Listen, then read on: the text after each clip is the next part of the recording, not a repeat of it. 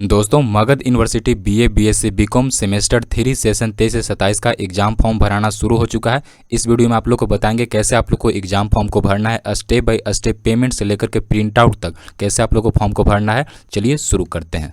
सबसे पहले आप लोग को गूगल ओपन कर लेना है और आकर के सर्च करना है मगध यूनिवर्सिटी। मगध यूनिवर्सिटी लिख करके हम लोग जैसे ही सर्च करेंगे उसके बाद सबसे फर्स्ट में जो वेबसाइट का लिंक आएगा यहाँ पे मगध यूनिवर्सिटी लिख करके इस वाले ऑप्शन पे क्लिक कर लेना है।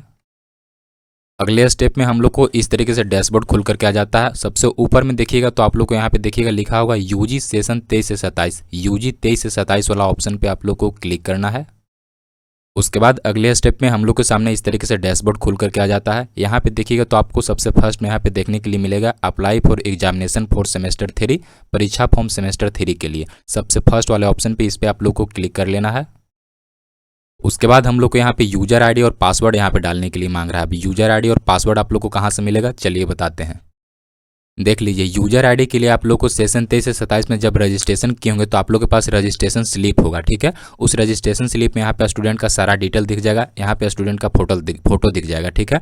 यहाँ पे देखिएगा तो एक एप्लीकेशन नंबर का एक ऑप्शन होगा, यहाँ पे लिखा होगा 23UG00 करके या 23G00 करके। यही एप्लीकेशन नंबर आप लोग का यूजर आईडी हो जाता है, ठीक है। अब चलिए पासवर्ड के लिए आप लोग को बताते हैं। देखिए पासवर्ड के लिए मान लीजिए आपका नाम अंकित कुमार है, ठीक है, और डेट ऑफ बर्थ है यहाँ पे 24/12/2005। तो आप लोग का पासवर्ड जो हो जाएगा अपने नाम के फर्स्ट 4 कैरेक्टर को कैपिटल लेटर में बड़ा अक्षर में लिख देना। अंकित का ANKI लिख दिए, ठीक है, और 24/12/2005 डेट ऑफ बर्थ है तो यहाँ पे लिख दिए 24 और 12 और 2005, बिना कोमा दिए, बिना कोई स्पेस लगाए, ठीक है। और किसी स्टूडेंट का नाम है यहाँ पे 3 कैरेक्टर का 3 अक्षर का, तो कैसे करेंगे तो देखिए अपने नाम के फर्स्ट 4 कैरेक्टर लिख दिए। ANU अनु कुमारी नाम है तो ANU लिख दिए और कुमारी का यहाँ पे K लिख देंगे, ठीक है। और डेट ऑफ बर्थ है 1/2/2005 ना, तो 1 नहीं लिखेंगे, सिर्फ 01 लिखेंगे, और 2 है तो 02 लिखेंगे, और 2005 यहाँ पे एज इट इज लिख देंगे। इस तरीके से आप लोग को पासवर्ड बना लेना है, ठीक है। अब उसके बाद यहाँ पे आप लोग को यूजर नेम यहाँ पे डाल लेना है और यहाँ पे आप लोग को पासवर्ड फिल कर लेना है, और इस कैप्चा को यहाँ पे फिल करके आप लोग को लॉगिन वाले ऑप्शन पे क्लिक करना है, ठीक है। उसके बाद अगले स्टेप में हम लोग को सामने यहाँ पे लॉगिन होकर के आ जाता है। यहाँ पे डैशबोर्ड का ऑप्शन शो करेगा और यहाँ पे देखिएगा एक एग्जामिनेशन फॉर्म का ऑप्शन शो करेगा। हम लोग को यहाँ पे एग्जामिनेशन फॉर्म वाले पे ऑप्शन पे क्लिक करना है। उसके बाद हम लोग को अगले स्टेप में यहाँ पे इस तरीके से डैशबोर्ड खुल करके आ जाएगा। यहाँ पे देखिएगा स्टूडेंट का यहाँ पे फोटो शो करेगा, यहाँ पे सिग्नेचर, यहाँ पे स्टूडेंट का सारा डिटेल शो करेगा। यहाँ पे हम लोग को कुछ भी नहीं करना है, सभी को एक बार चेक कर लेना है। Name, father's name, mother's name, date of birth, सारा कुछ यहाँ पे चेक कर लेंगे और यहाँ पे कुछ भी आप लोग को नहीं करना, सीधा हम लोग को यहाँ पे नीचे आ जाना है। नीचे आने के बाद यहाँ पे देखिएगा सभी स्टूडेंट को यहाँ पे सब्जेक्ट का सिलेक्शन करना है। सभी को इसी में दिक्कत हो रहा है कि हम लोग को सब्जेक्ट का अपना सिलेक्शन कैसे करें, ठीक है। तो इसके लिए आप लोग को ध्यान से बता रहे हैं, आप लोग ध्यान से सुनिएगा, ठीक है। सबसे पहले यहाँ पे MDC में यहाँ पे सब्जेक्ट को सिलेक्ट करना है। तो MDC में हम लोग कौन सा करें, तो बहुत सारा ऑप्शन यहाँ पे खुल करके आ जाएगा आप लोग के सामने, ठीक है।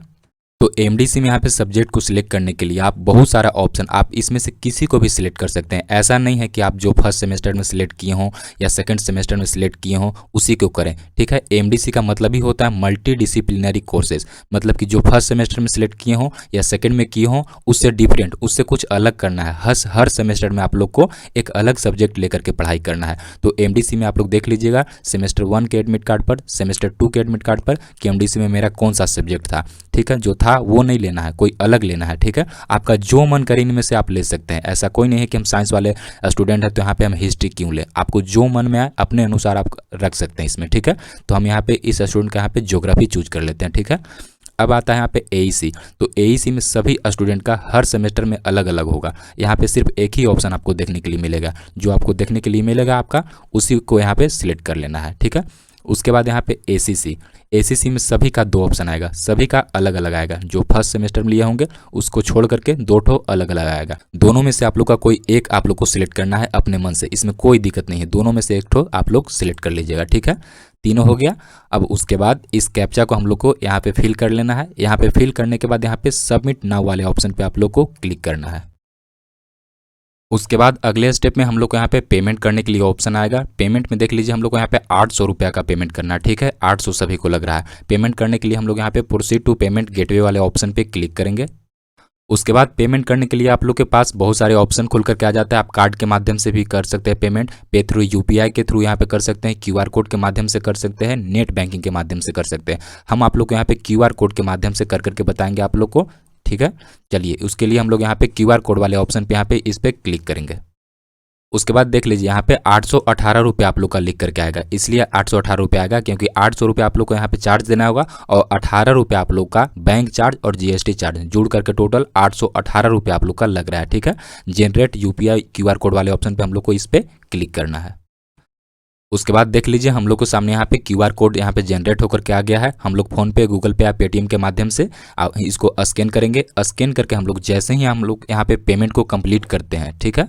उसके बाद हम लोग जैसे ही पेमेंट को कंप्लीट किए ऑटोमेटिक हम लोग को यहाँ पे रिफ्रेश लेकर के रिसीविंग जनरेट होकर के आ गया है, ठीक है। इसको आप लोग को प्रिंट आउट करवा लेना है। प्रिंट आउट करवा करके आप लोग को निकाल लेना है। निकाल करके उसके साथ में आप लोग को सेमेस्टर 3 का एडमिशन स्लिप, जो आप लोग एडमिशन करवाए थे सेमेस्टर 3 में, सेमेस्टर 3 का एडमिशन रसीद, सेमेस्टर 2 का एडमिट कार्ड और आधार कार्ड, इन तीनों डॉक्यूमेंट्स को आप लोग को ले जा करके अपने कॉलेज में जमा करना है। बहुत से स्टूडेंट पूछेंगे कि हम लोग को जमा करना जरूरी है, तो बिल्कुल ज़रूरी है, इसको आप लोग को जमा करना ही करना होगा। उसके बाद किसी स्टूडेंट को अगर आप हमसे एग्ज़ाम फॉर्म भरवाना चाहते हैं तो आप हमारा इस नंबर पर आप कॉन्टैक्ट कर सकते हैं। हमसे आप इस नंबर पर कॉन्टैक्ट करके हमसे आप एग्ज़ाम फॉर्म को भरवा सकते हैं, ठीक है। तो दोस्तों इस वीडियो में इतना ही, मिलते हैं एक नए वीडियो में एक नई जानकारी के साथ। Thank you.